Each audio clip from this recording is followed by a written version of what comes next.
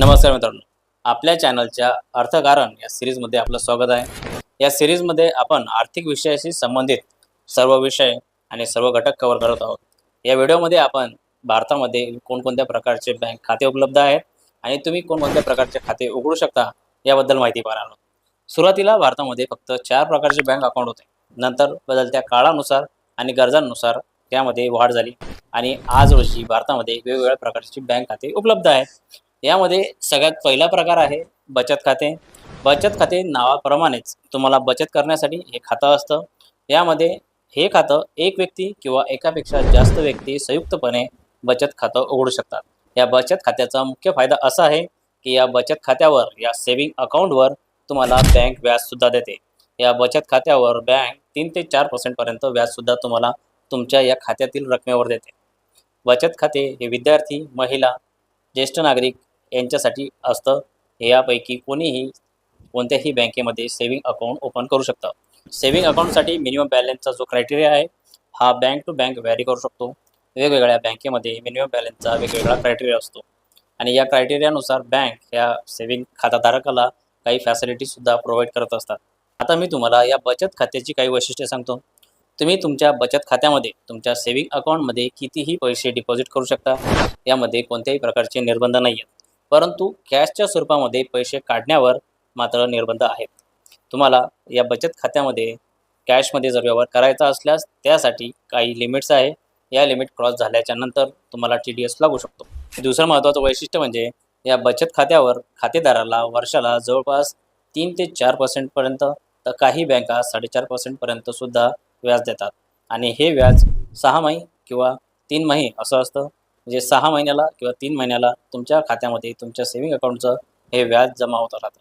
आणि पुढचं महत्त्वाचं वैशिष्ट्य म्हणजे तुम्हाला तुमच्या सेव्हिंग अकाउंटचं ATMसुद्धा मिळतं. डेबिट कार्ड, रुपे कार्ड तुम्हाला मिळू शकतं आणि या ATMच्या माध्यमातून तुम्ही तुमचे व्यवहार करू शकता. हे या बचत खात्याचं, सेव्हिंग खात्याचं महत्त्वाचं वैशिष्ट्य आहे. मित्रांनो, बचत खात्याचे म्हणजे या सेव्हिंग अकाउंटचे 2 मुख्य प्रकारामध्ये विभाजन केले जाते. यातला पहिला प्रकार आहे मूलभूत बचत ठेव खाते, याला BSBDA असं म्हणतात आणि दुसरा प्रकार आहे मूलभूत बचत ठेव खाते लघु योजना, याला BSBDS अशी सुद्धा म्हणतात. अशा प्रकारे बचत खाते आहे आणि हे बचत खाते कोणीही काढू शकते आणि या खात्यामध्ये तुम्ही तुमचे पैसे ठेवू शकता. बँक अकाउंटचा दुसरा महत्त्वाचा प्रकार म्हणजे चालू खाते, यालाच करंट अकाउंट असे म्हणतात. हे करंट अकाउंट सामान्य नागरिकांसाठी नसतं. हे करंट अकाउंट प्रामुख्याने व्यावसायिकांसाठी आणि काही संस्थांसाठी अशा प्रकारचं करंट खातं असतं. यामध्ये संघटना, संस्था, कंपन्या, धार्मिक संस्था आणि इतर व्यवसायाशी संबंधित कामासाठी अशा प्रकारचं करंट अकाउंट हे बँकेमध्ये ओपन केलं जातं. अशा खात्यांमध्ये पैसे जमा करण्याची किंवा काढण्याची कोणत्याही प्रकारची लिमिट नसते. यामध्ये कितीही ट्रान्झॅक्शन करता येतात. यामध्ये इंटरनेट बँकिंगसुद्धा उपलब्ध असतं. या प्रकारच्या खात्याला कोणतीही निश्चित मुदत नसते. चालू बँक खात्यासाठी प्रायव्हेट बँका किंवा बऱ्याच बँका ह्या ओव्हरड्राफ्ट फॅसिलिटीसुद्धा देतात. परंतु अशा बँक खात्यावर म्हणजे चालू बँक खात्यावर या करंट बँक अकाउंटवर बँक कोणत्याही प्रकारचं व्याज देत नाही. कारण की या खात्यामधली कितीही रक्कम काढता येते. अशा प्रकारचं कोणतंही बंधन नसतं आणि हे बँक खातं हे फक्त संस्था, संघटना, कंपन्या, धार्मिक संस्था अशा प्रकारच्या व्यवसायांशी किंवा काही प्रोफेशनल संस्थांशी संबंधित असलेलं हे एक बँक अकाउंट असतं. सामान्य नागरिकसुद्धा करंट अकाउंट काढू शकतात. परंतु अट एकच असते की करंट अकाउंटवर तुम्हाला व्याज मिळणार नाही. ज्या प्रकारे सेव्हिंग अकाउंटवर तुम्हाला तुमच्या खात्यातील पैशावर व्याज मिळतं त्या प्रकारे करंट अकाउंटवर व्याज मिळत नाही. करंट अकाउंट हे मुख्यतः व्यावसायिक लोकांसाठी असतं. आपण तिसरा बँक अकाउंटचा प्रकार पाहूया. तिसरा अकाउंट आहे आवर्ती ठेव खाते, यालाच RD अकाउंट असे सुद्धा म्हणतात. RD अकाउंटमध्ये एक निश्चित रक्कम तुम्हाला दरमहा भरावी लागते आणि ही रक्कम तुम्हाला एका निश्चित मुदतीपर्यंत तुम्हाला भरावी लागते. त्या मुदतीपर्यंत दरमहा अशा तुमच्या इन्स्टॉलमेंट पडतात. दर महिन्याला तुम्हाला ती ठराविक रक्कम बँक खात्यामध्ये भरावी लागते आणि तुमच्या ज्यावेळेस सर्व इन्स्टॉलमेंट पूर्ण होतात त्यावेळेस तुम्हाला सर्व इन्स्टॉलमेंटवर काही व्याज मिळतं. कोणतीही व्यक्ती किंवा संस्था स्वतंत्रपणे किंवा संयुक्तपणे आवर्ती ठेव खाते उघडू शकते, म्हणजेच हे RD अकाउंट उघडू शकते. RD अकाउंट उघडण्याचा कालावधी हा 6 महिन्यांपासून 120 महिन्यांपर्यंत असतो. तुम्ही खाते उघडण्यासाठी निवडलेल्या बँकेनुसार तुम्हाला वेगवेगळ्या प्रकारचा व्याजदर या आवर्ती ठेव खात्यांवर मिळू शकतो आणि या आवर्ती ठेव खात्यामध्ये ज्या प्रकारे एका ठराविक मुदतीपर्यंत तुम्हाला सर्व हप्ते दर महिन्याला भरावे लागतात आणि त्याच्यानंतर या संपूर्ण हप्ते तुमचे भरणं झाल्याच्या नंतर एक निश्चित अमाऊंट तुमची जमा होते आणि या अमाऊंटवर तुम्हाला बँक व्याजसुद्धा देते. परंतु जर का त्या मुदतीच्या अगोदरच तुम्हाला जर का हे पैसे काढायचे असल्यास ते पैसे तुम्हाला काढता येतात, परंतु बँक मग अशा ट्रान्झॅक्शनवर फाईन लावते आणि काही हा फाईन कट करून तुम्हाला तुमचे पैसे मिळतात. या केसमध्ये तुमच्या व्याजामध्ये काही तुमचा तोटा होऊ शकतो, परंतु तुम्हाला तुमचे पैसे मिळतात. आवर्ती ठेव खातं हे बरेच व्यक्ती हे सेव्हिंग करण्यासाठी वापरतात. जसं SIP असते त्याच प्रकारे आवर्ती ठेव खात्याचा RD अकाउंटचा सुद्धा वापर करता येतो. बँक अकाउंटचा पुढचा प्रकार आहे मुदत ठेव.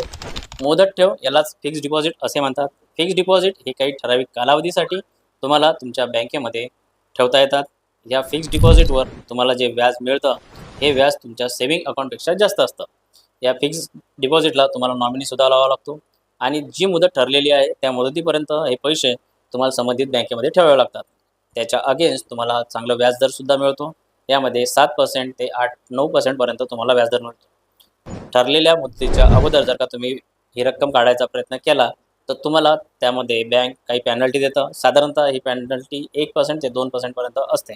तुम्हाला तुमची रक्कम मिळू शकते, परंतु मग त्यामधून बँक त्यांची पेनल्टी वजा करतात.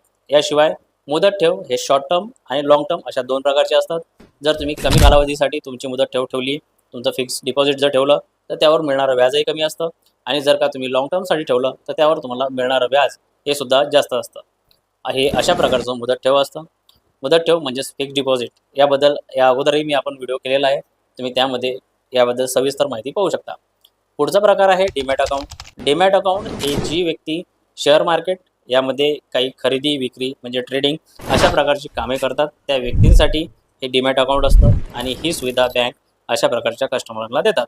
भारतामध्ये या प्रकारचे बँक खाते व्यवस्थापित करणाऱ्या केवळ 2 डिपॉझिटरी संस्था आहेत. यामध्ये नॅशनल सिक्युरिटी डिपॉझिट लिमिटेड आणि सेंट्रल डिपॉझिटरी सर्व्हिसेस लिमिटेड यांचा समावेश आहे. यामुळं बॉन्ड्स आणि शेअरचा व्यापार सुलभ होण्यात मदत मिळते आणि डीमॅट खाते उघडण्यासाठी KYC आवश्यक आहे. व्यवहार खर्च यामुळे कमी होतो आणि शेअर व्यवहार तणावमुक्तपणे पार पाडण्यास मदत मिळते. अशा प्रकारचं हे डीमॅट अकाउंट असतं आणि अशा लोकांसाठी हे डीमॅट अकाउंट असतं जे लोक शेअर मार्केटशी संबंधित काही ॲक्टिव्हिटी करतात. बँक अकाउंटचा पुढचा प्रकार आहे NRI खाते. अनिवासीय भारतीय किंवा भारतीय वंशाच्या व्यक्तीच्या बँकेच्या गरजा पूर्ण करण्यासाठी तशा व्यक्तीला NRI खात्याचा पर्याय उपलब्ध आहे. जे लोक NRI आहेत भारतामध्ये भारतीय वंशाचे ते आहेत आणि भारतामध्ये त्यांना बँक अकाउंट जर ओपन करायचा आहे तर अशा प्रकारचं बँक अकाउंट हे त्या लोकांसाठी असतं. हा जो अकाउंटचा प्रकार आहे हा त्या अनिवासी भारतीय लोकांसाठी असतो. या व्हिडिओमध्ये मी तुम्हाला भारतामध्ये असलेल्या सर्व बँक अकाउंटची डिटेलमध्ये माहिती सांगितली. भारतामध्ये कोणकोणत्या प्रकारचे अकाउंट आहेत ते सुद्धा सांगितलं. तुम्ही कोणकोणत्या प्रकारचे अकाउंट ओपन करू शकता ही सुद्धा माहिती मी तुम्हाला या व्हिडिओमध्ये दिली आहे. ही माहिती तुम्हाला जर आवडली असेल तर तुमच्या मित्रांना, फॅमिलीला शेअर करा. सर्वांपर्यंत ही माहिती पोहोचवा. अशा प्रकारच्या व्हिडिओजसाठी आपल्या चॅनलला फॉलो करा. धन्यवाद.